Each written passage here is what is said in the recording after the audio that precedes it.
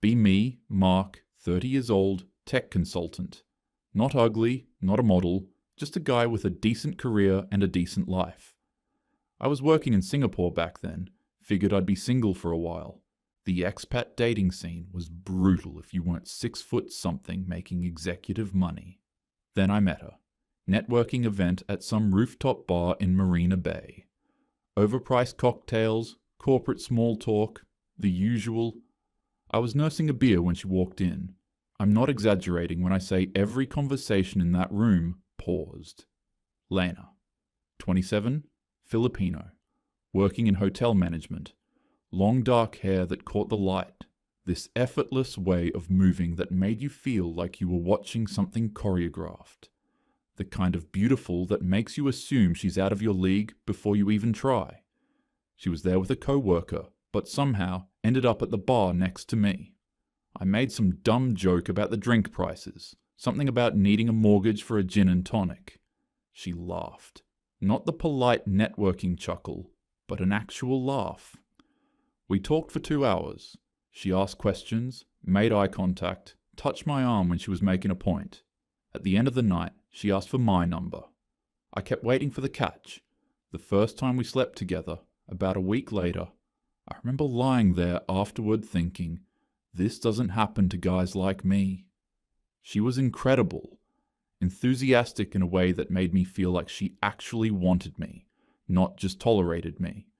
She'd initiate randomly, text me in the middle of the day, show up at my apartment with that look. My buddies back in Melbourne saw the Instagram photos I started posting. Messages flooded in. Mate, how did you manage that? Even my dad, who never comments on this stuff, saw her on a video call and after she left the room said, "Son, don't mess this up." The next 8 months were like something out of a movie. Weekend trips to Bali where we'd barely leave the hotel room. Late nights at hawker centres. Her teaching me Tagalog words I'd immediately forget. She'd grab my hand walking down Orchard Road, post couple photos with captions like, "My favourite person," and "So grateful for this man." I ignored the small things. How she'd go quiet when I talked about work stuff that bored her. How she was warmer in public than in private. How she'd casually mentioned laughing that I'd totally outkicked my coverage. One night after dinner with friends, tipsy on wine, she said it again. "You know you're punching above your weight, right?" Our friends laughed. I laughed, but it sat wrong somehow. Around month 8, she started talking about Australia, how Singapore's work culture was draining her, how she'd always dreamed of Melbourne, the opportunities there. I mentioned I was planning to move back anyway. My company had a Melbourne office, better career trajectory. She got thoughtful. Then, one night over dinner, "What happens to us if you leave?" The implication hung there. "Come with me," I said. "It's not that simple. Work visas are nearly impossible unless you're in tech or healthcare." A month later, I proposed. Told myself it was because I loved her, and I did.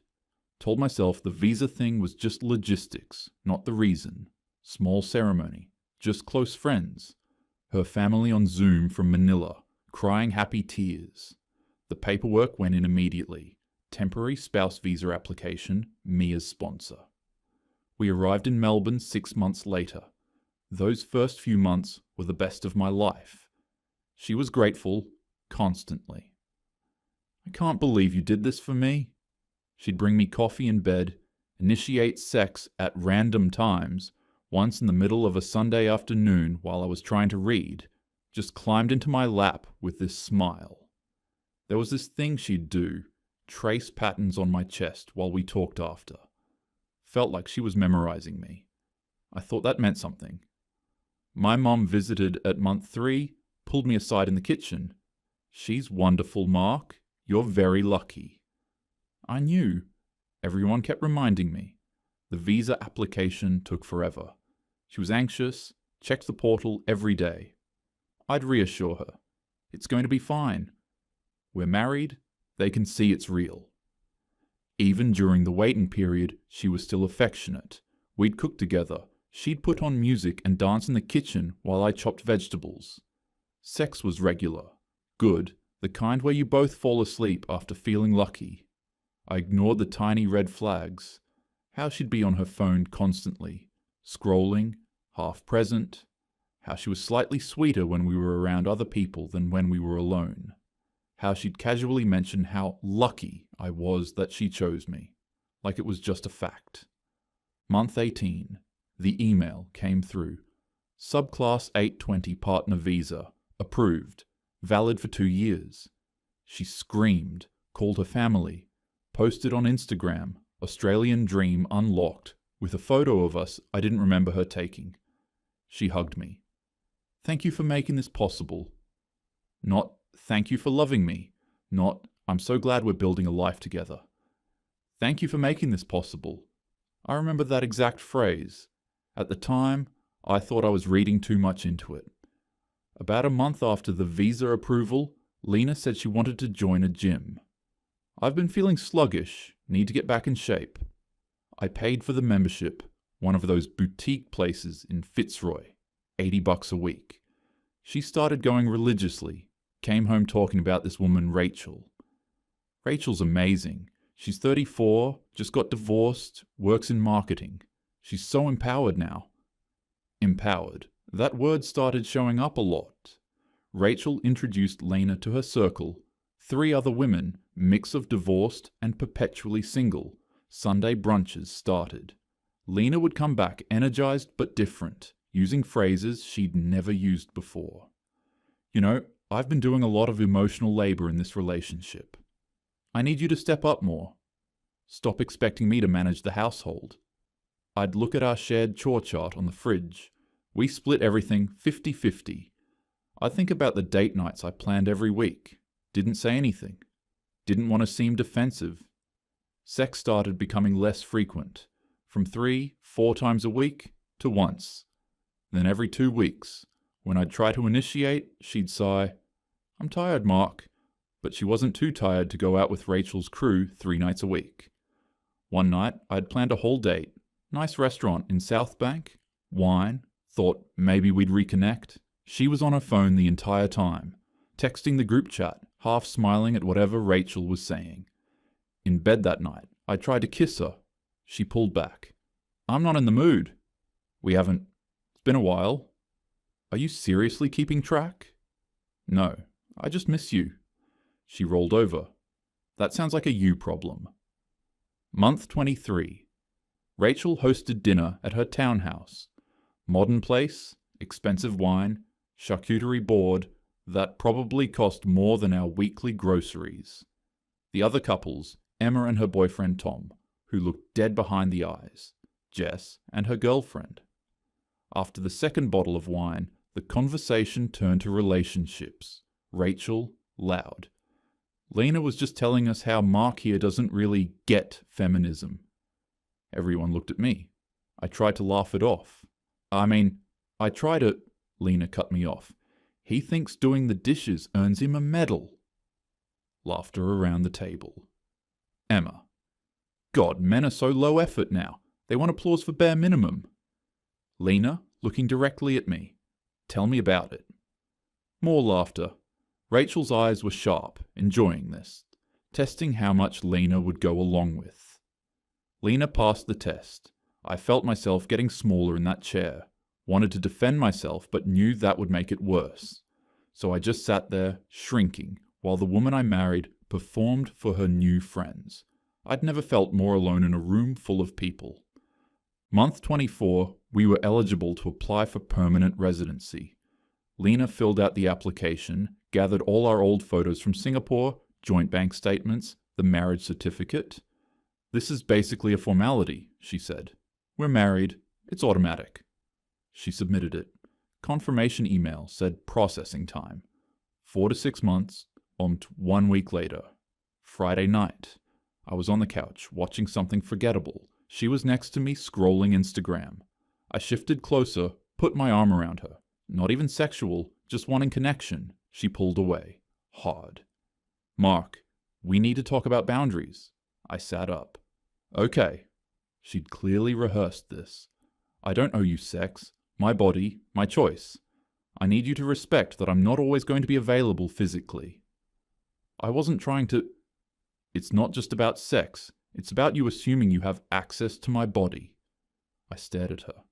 Lena, I was trying to cuddle, and I don't want to be touched right now. That's my right. Her phone buzzed. Rachel's name lit up the screen. She grabbed it immediately, walked to the bedroom.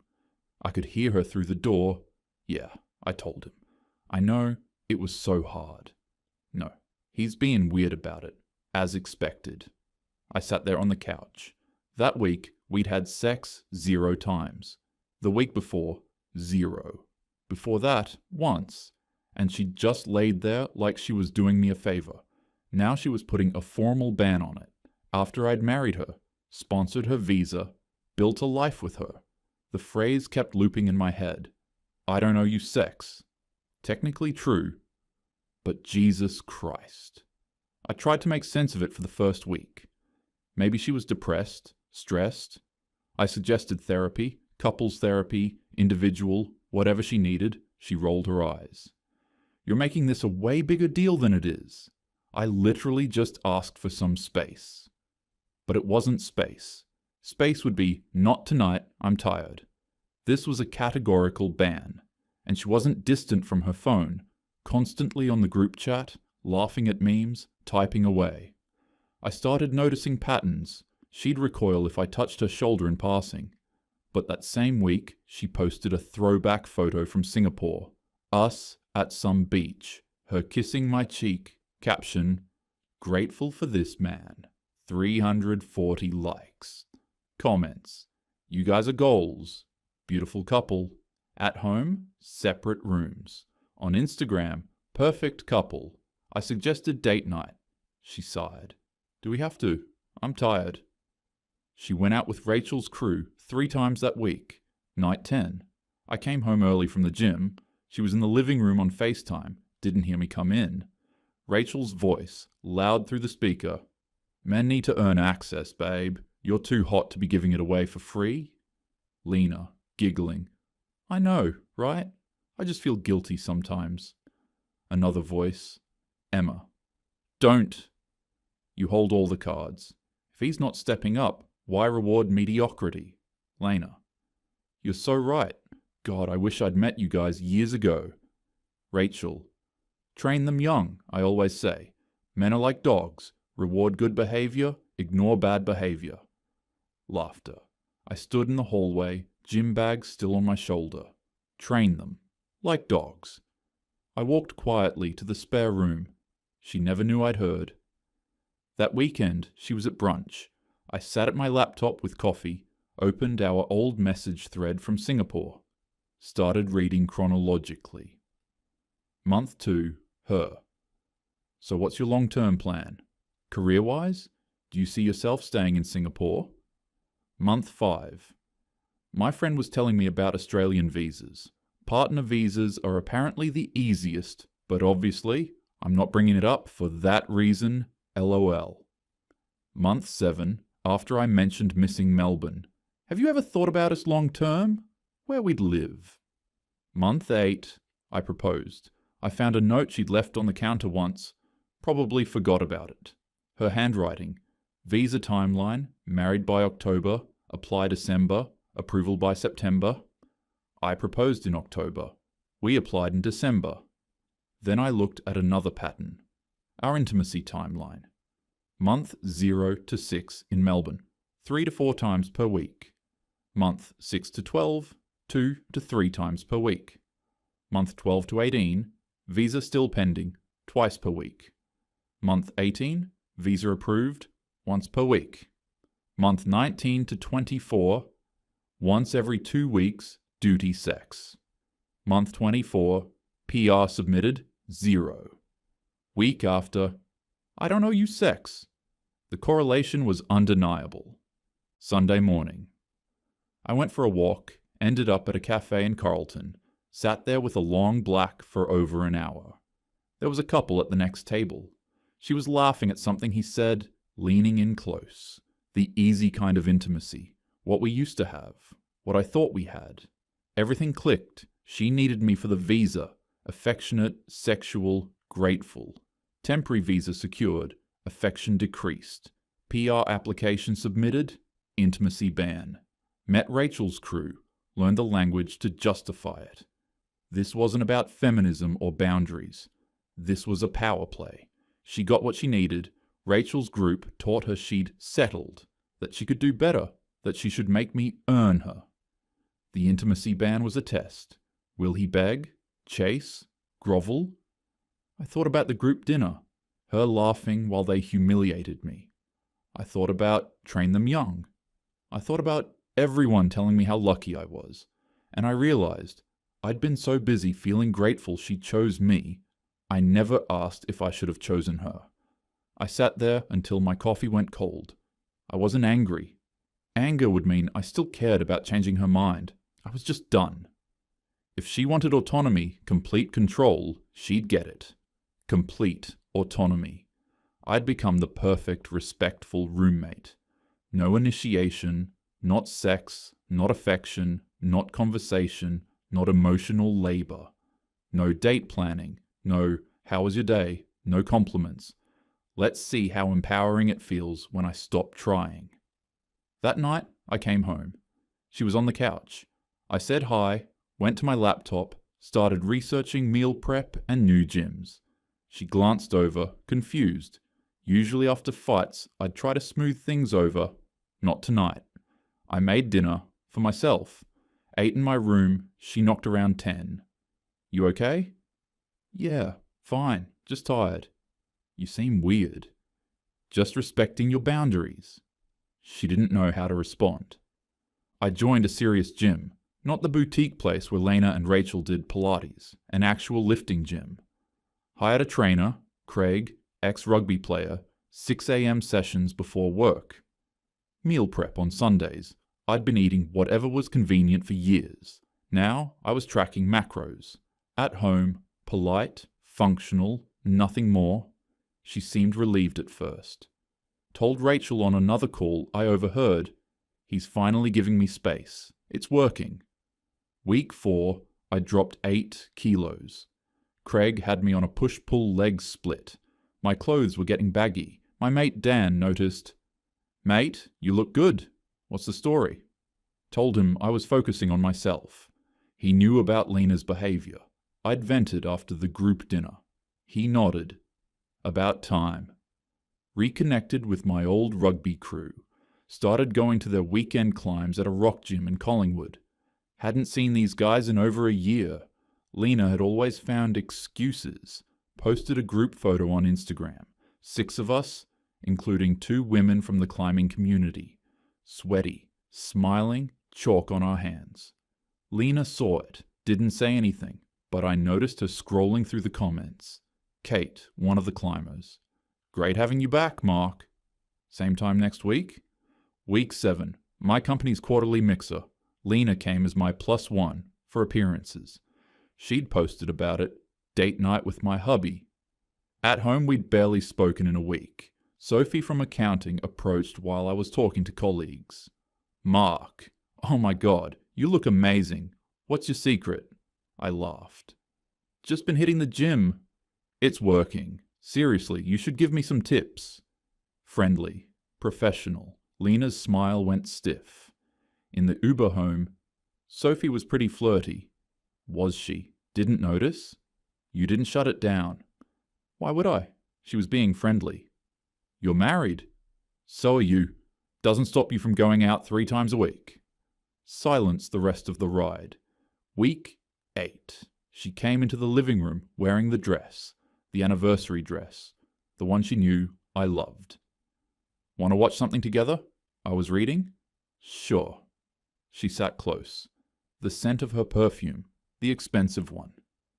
Halfway through the episode, she touched my arm. Casual, testing. I gently moved it. "Just respecting your boundary." She pulled back. "I didn't mean you could never touch me." "You said you don't owe me access to your body. I agree. I don't want to pressure you." "You're twisting my words." "Am I? I'm literally just doing what you asked." She left the room. Week 9. She escalated. Came to bed in lingerie. The black set I'd bought her for her birthday. I was reading a book on training. She posed by the doorway. Notice anything? I looked up. She looked incredible. 2 months without sex, and my wife was standing there looking like that. I felt the pull. I'd be lying if I said I didn't. Yeah, looks nice. Good night? Rolled over, kept reading. Took me 20 minutes to actually focus on the words. My heart was pounding. 2 months without her, and she looked like that. But I'd rather be alone and respect myself than beg someone who weaponized intimacy. She stood there for 10 seconds, then grabbed her phone, went to the bathroom.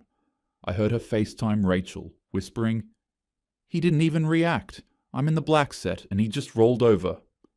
Rachel's voice. "He's manipulating you, trying to make you feel insecure. Classic tactic. Don't give in." But I heard doubt in Lena's voice. What if he's actually done? Men don't just move on from women who look like you. Trust me. Week 10. My sister Jenny flew in from Sydney for work. Asked us both to dinner. At the restaurant, Jenny was warm but observant. Lena was on her phone half the dinner. When Lena went to the bathroom, Jenny leaned in. "Is everything okay with you two?" "Honestly, no, but I'm handling it." "You look good though, better than last time I saw you. You seem lighter." "I feel lighter." When Lena came back, Jenny tried. "Lena, you guys seem distant. Everything all right?" Lena, defensive. "We're fine, just busy, giving each other space." "Space is healthy, just don't take him for granted. Mark's a good man." Lena laughed it off. "I know what I have." Jenny's look said, "Do you?" I'd started posting more. Gym progress photos, climbing videos, group dinners. Lena started checking my Instagram obsessively. I could tell because she'd reference things. "Who's Kate?" "Just someone from the climbing group." "She comments on a lot of your posts." "Does she?" One night, she went through my followers. 30 plus new people. Half women. Comments. "Looking great." "Glow up Zen." She spiraled. Emergency brunch with Rachel's crew. Came back tipsy, agitated. Week 12, night. She cornered me in the kitchen. "Why aren't you fighting for us?" Calmly putting away dishes. "What do you mean? You just gave up. You're supposed to try." "Try to do what?" "Fix this. Fight for me." "Lena, you said you don't owe me anything." I agreed. "I realized I don't owe you my effort anymore." Tearing up. "That's not what I meant." "Then what did you mean?" Silence. No answer that didn't admit it was a test. Week 13. She grabbed the mail one afternoon, heard her make a small noise. She was staring at an envelope, face pale. "What is it?" She handed it to me. Department of Home Affairs. Subclass 801. Partner visa application.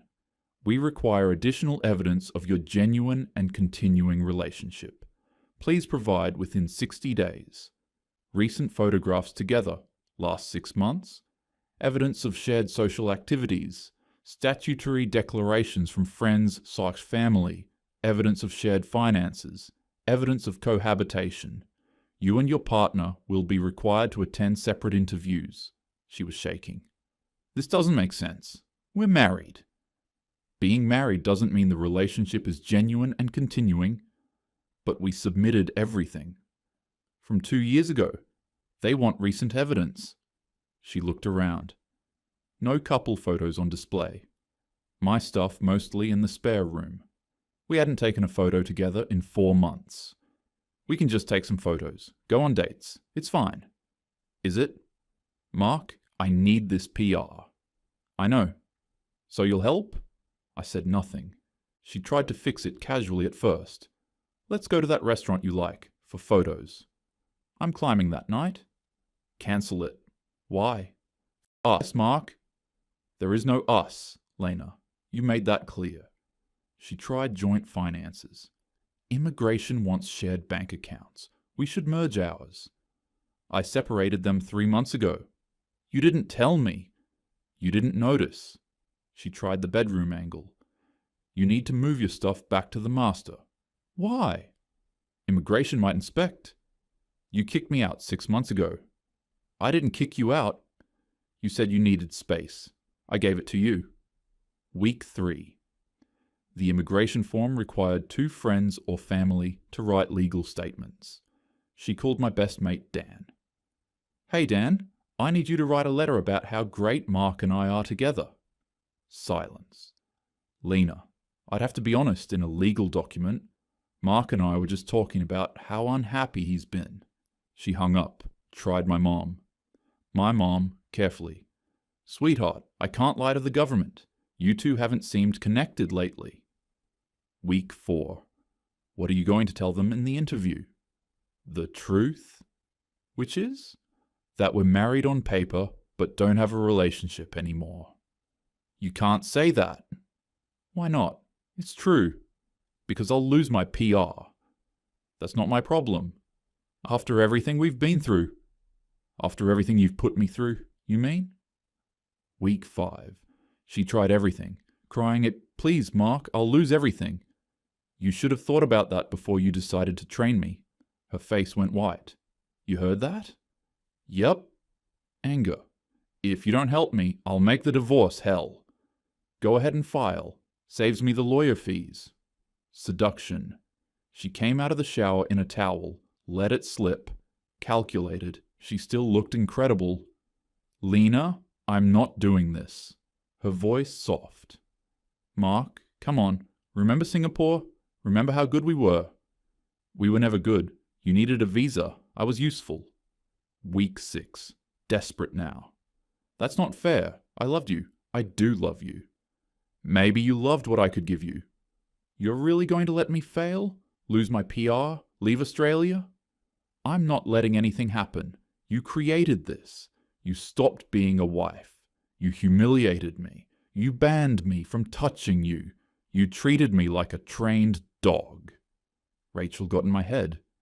Rachel didn't make you laugh when they called me low effort. Rachel didn't write that visa timeline note. Her face crumpled.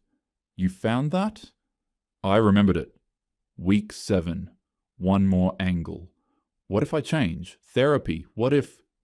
Lena, I don't believe you. And even if you did change, I don't want you anymore. Full sobbing. How can you just stop loving me? I didn't stop loving you. I stopped letting you use me. Week 8. She withdrew the PR application herself. Couldn't face the interview. Couldn't manufacture evidence. I filed for divorce.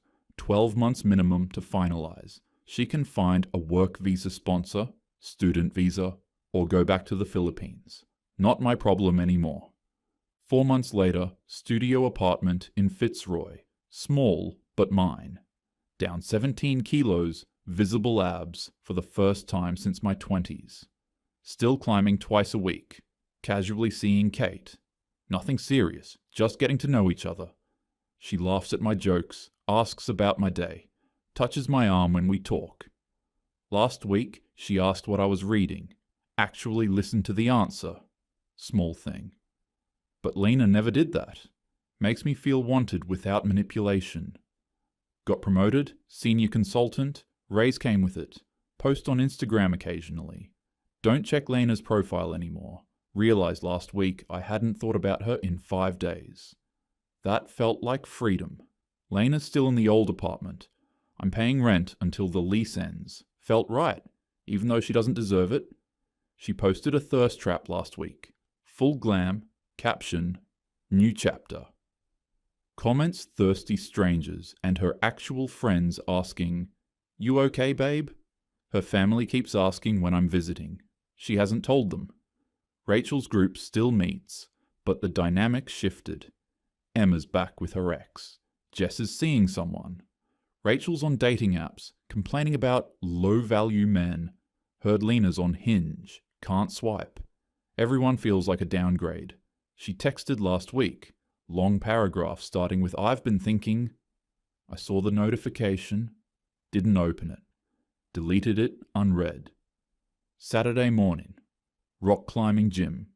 Work in a route I've been projecting for 3 weeks. Tough one. Overhanging. Requires commitment. Kate's belaying. I make the final move. Clip the anchor. Lower down.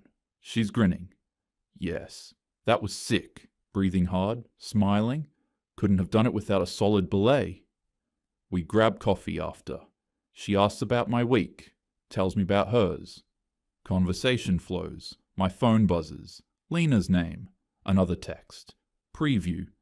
Can we please talk? I put the phone face down. Kate notices. Everything okay? Yeah, everything's good. And I mean it.